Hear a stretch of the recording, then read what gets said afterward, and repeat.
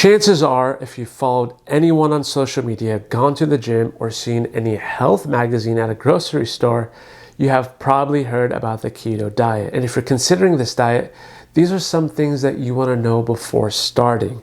This video will go over what it is, the science behind it, and both the pros and cons of the keto diet. And by the end, hopefully you'll have a better understanding if this will be a diet that you'll be starting or ditching. So stay tuned to the end.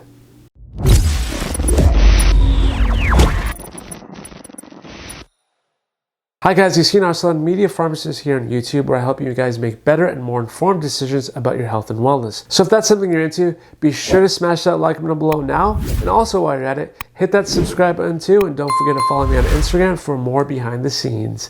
So without further ado, let's get straight into it. Though it may seem new to your news feed, the ketogenic diet has been around since the 1920s as a therapy for epilepsy. It's a low-carb, high-fat diet that was designed to help reduce seizures in children and adults that don't respond well to anti-epileptic therapy.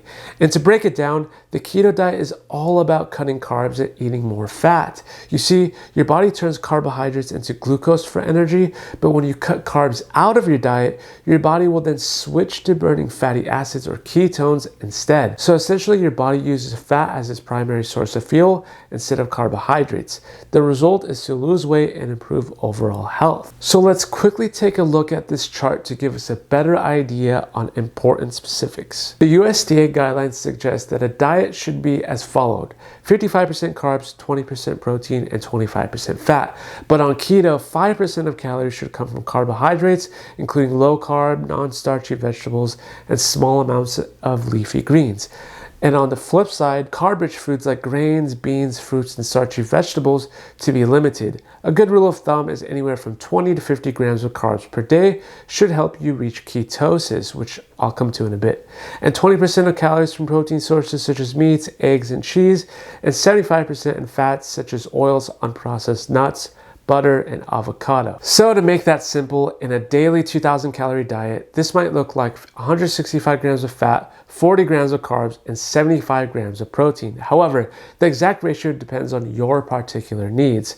Now, most research suggests that notable outcomes in the first 2 to 3 weeks of starting the keto diet, and it should take around 2 to 4 days for you to enter ketosis, but it might take a week or longer for some, which is relatively still fast, with some studies suggesting benefit lasting for as long as 6 to 12 months. And this is where you have to ask yourself, what am I hoping to gain from keto? Is it to lose weight, to control carbs? Is it a doctor's recommendation?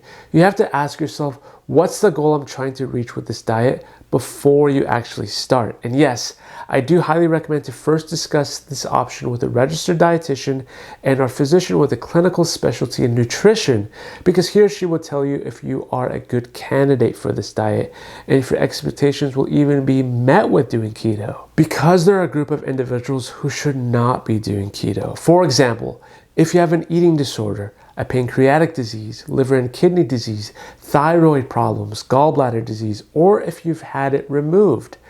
Any person with a fat malabsorption disorder, the keto diet is just simply not for you.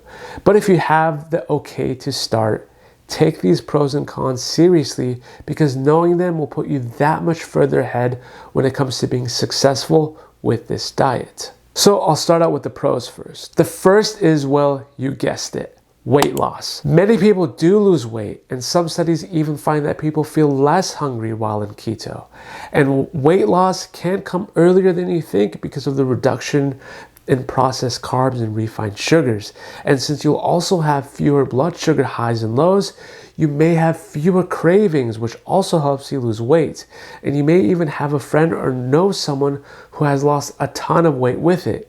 Going further, because ketosis mimics a state of fasting, this can also help you learn to suppress appetite and hunger, giving you better control of cravings. The second advantage is that it helps to increase awareness of food and nutrition intake.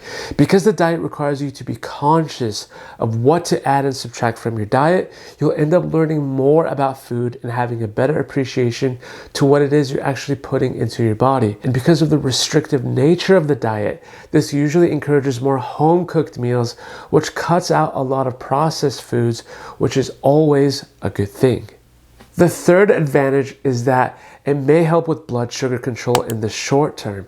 Long-term research is lacking, but managing carbohydrate intake is often recommended for people with type 2 diabetes because carbs, especially refined or processed, turn to sugar, causing blood sugar levels to rise. So by dramatically shifting your daily intake of carbs, you're less likely to experience the highs and lows and may lead to better glycemic control. Now let's look at some of the disadvantages. The first is nutrient deficiency because the majority of your calories on keto come from fat. You'll be eliminating whole foods and food groups that have essential vitamins and minerals. The most common nutrient deficiency are the B vitamins, folate and thiamine, magnesium, zinc, vitamin D, vitamin C, and calcium. Fiber will also be missing too, which is incredibly important for proper digestion. The second disadvantage is what is known as the keto flu, which is anything from fatigue, headaches, brain fog, and an upset stomach. Long-term health risks include kidney stones, osteoporosis, and liver disease. And other risks are unknown since no long-term studies exist either, which is something to be aware of as well. Keep in mind that also these symptoms may not actually be specific to the keto diet, but perhaps symptoms anyone would experience at the beginning of a restrictive diet. And lastly, number 3, the impact on heart health. You see, if you're consuming too many saturated and trans fats, you may be at a higher risk for high cholesterol and cardiovascular disease. And yes, I do understand that no conclusive research has been made officially to say that the ketogenic will positively or negatively impact your cholesterol, but we do know that all fats are not created equal. A person who consumes red meat high in saturated fat almost every day will have a vastly different cholesterol level than a person who follows a plant-based unsaturated fat diet.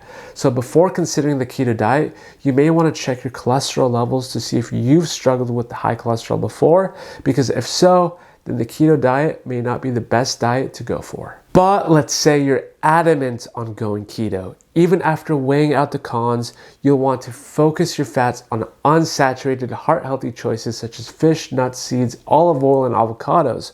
For your carbs, eat as wide a variety of high-fiber veggies as you can, such as broccoli, kale, arugula, Brussels sprouts, and bell peppers. And the third thing I recommend if you're going to start the keto is if you find it too hard and you'd prefer to make changes that you can live with, ask a dietitian to tailor a diet to your needs because keto is not the only way to lose weight if that's your sole objective. Some specialists recommend restricting the diet to 3 to 6 months with a gradual progression to a Mediterranean or plant-based diet until you reach your target weight. Others recommend avoiding any diet that is overly restrictive and unsustainable in the long term, which keto is said to be. And remember, you can still receive the benefits of ketosis while eating a varied and balanced diet through intermittent fasting. And more importantly, as a take-home message for those looking to lose weight, if you can eat with a matter of moderation and find ways to eat the foods you love without overindulging, if you can find that fine line with exercise in mind as well, you can reach weight loss without going keto. In the end, some people thrive on keto and do significantly well and others don't. The truth is, every experience with it will be different. Others may want to avoid animal-based foods for personal reasons or health concerns and do great with a vegan-based keto diet. What's important is before trying any diet, it's important to do your research, weigh the pros and cons, and consult a doctor if you have any questions. I hope that this video helps give you a better understanding on keto as a whole. And if you did enjoy this video, leave a like down below. Thanks for sticking tuned all the way to the end, and as always, I'll see you on the next one.